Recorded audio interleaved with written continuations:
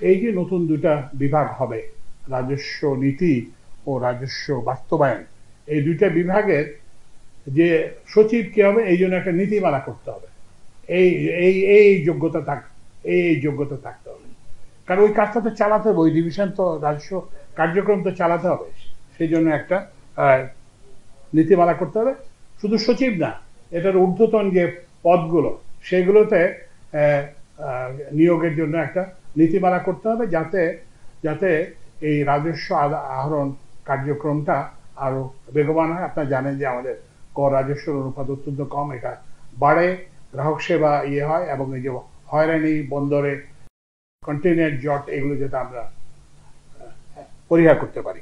যে অধ্যাদেশের আমরা একটা প্রয়োজনীয় সংশোধনের সুপারিশ করব।